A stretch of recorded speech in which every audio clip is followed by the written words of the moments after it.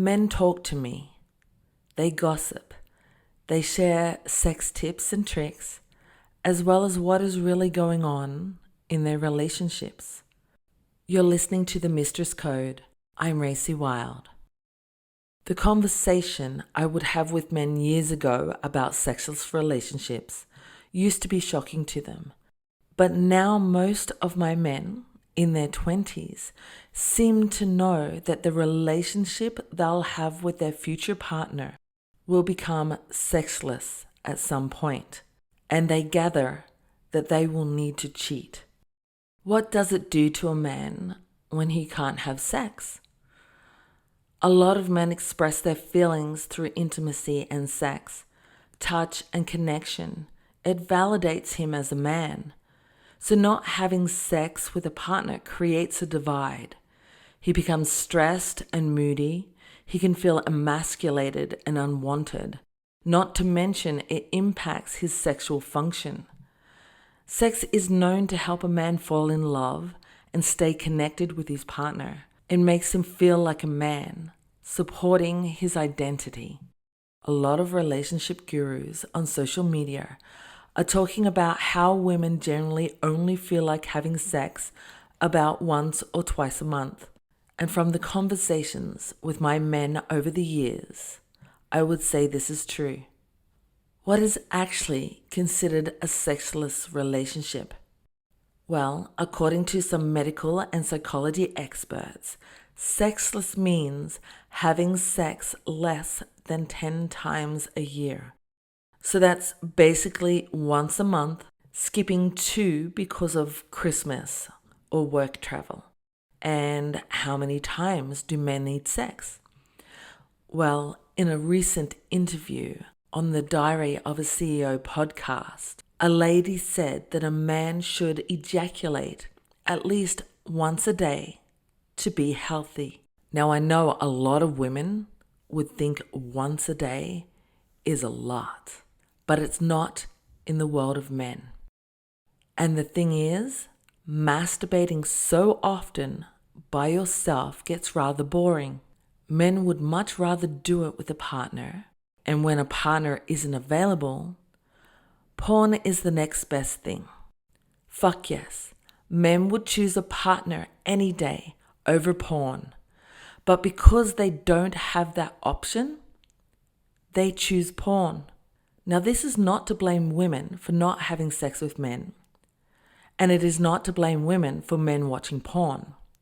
But really, what else should men do if they need to ejaculate so often, especially for health, and they do not have a partner, or their partner doesn't want to have sex?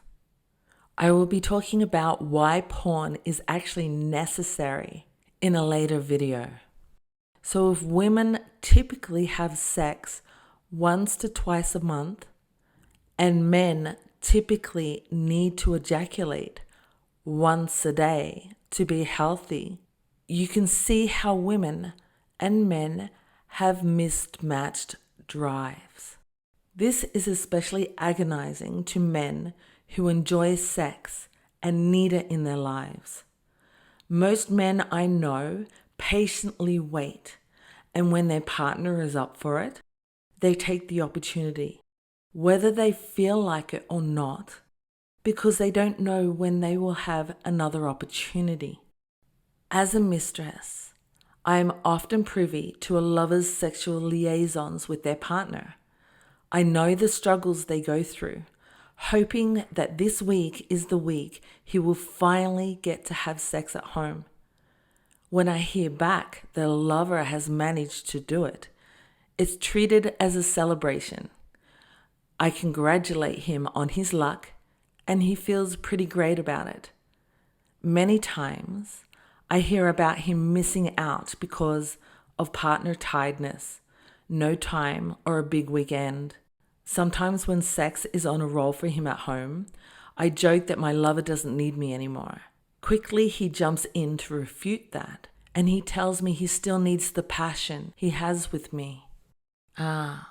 Even though some women do try to keep their sex alive with their men, a lot of times especially in Spain it seems, women typically have sex with their husbands out of marriage duty.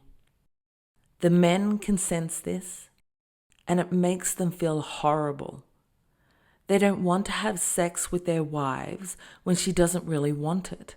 But if they don't, and she is making an effort to put out, it creates drama in their relationship.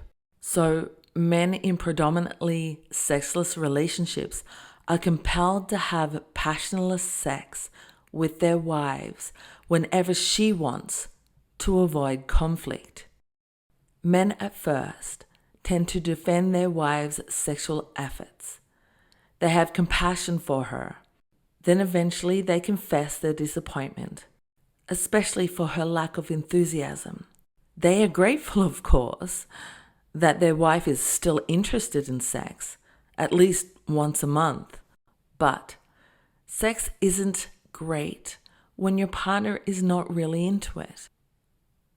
And I find what such cheating men write in their app bio is bored of the routine, to bring back the excitement, to have passion and desire, to feel alive again without regrets.